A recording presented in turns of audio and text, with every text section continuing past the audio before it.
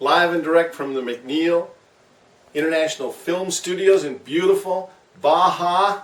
Tustin. We're going to talk about scarcity, the standard view of scarcity. First of all, scarcity is the background noise to all human existence. It's why we have to work for a living. It's why we have to suffer. It's why we have to compete with each other. It's why we have to make choices, either this or that. It's why costs exist. It's all because of scarcity. And scarcity is basically the problem, that if you're a human being and you have wants, they're not going to fall from the sky like manna from heaven.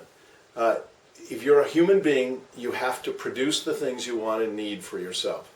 And the reason is there are unlimited wants relative to the resources that are available to produce those wants. Resources are also known as inputs or factors of production. And there are four types. Land resources, these are natural resources in their natural state. Labor resources, these are humans working with their bodies and their minds, like me right now. Capital. Capital come in two types, either human capital or physical capital. So this thing, the building, the lights, the camera, etc. These are all physical capital. These are tools used in the production of goods or services that satisfy wants. Capital is man-made. You have to sacrifice consumption now to use the resources to produce capital. And then when the capital gets put in place, then you can become more productive and live better. But you have to live first, live worse before you can live better later. Human capital is the other kind of capital. That's education and training that makes people more productive. With any luck, this is what you're producing for yourself now, human capital. And finally, good old entrepreneurship is the human function of innovating and taking risks and organizing in better or newer ways. So, these resources at any given moment are limited and wants are unlimited. So, because we have scarcity, we must economize. The economizing problem exists, and that is how to best allocate our scarce resources among competing ends. And every day, every individual, every group, every society touches scarcity. And when they touch scarcity, it forces them to economize.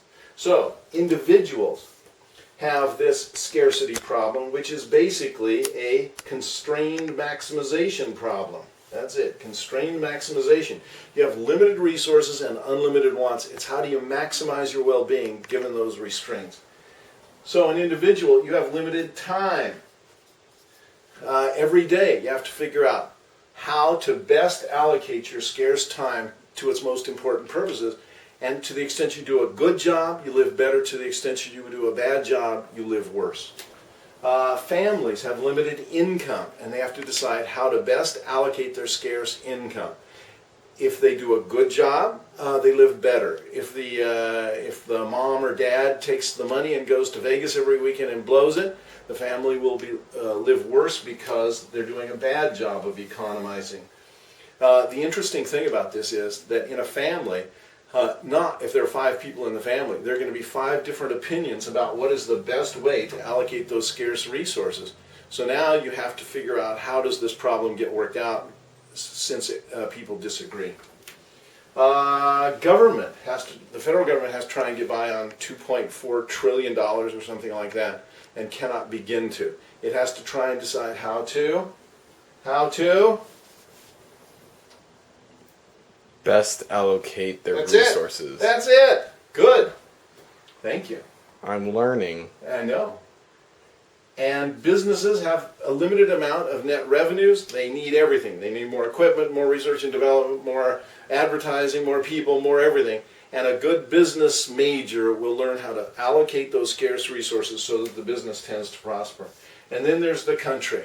The country has a mountain of wants this big, but it only has enough resources to satisfy this many of the wants.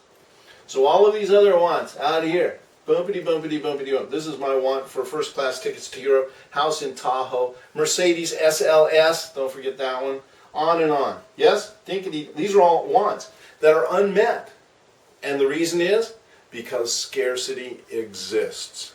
And if the country does a good job, it can take care of the basic needs of the people, and the people will tend to live well. If you do a bad job, you end up like Zimbabwe or North Korea. North Korea has incredibly small amounts of resources given their wants. And what are they using their scarce resources to do? To build an enormous military, to do nuclear bombs and missiles that will carry those bombs, to build enormous monuments to Kim Il-sung, the great father, and to have the top echelon of that society live in a level of opulence that is relatively obscene, while the people starve and live in horrific circumstances.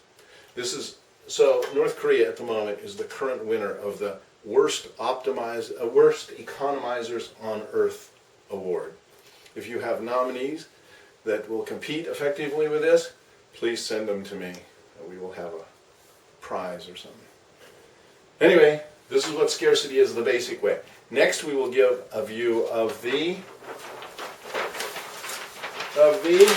Hayne view of scarcity. That's the next one.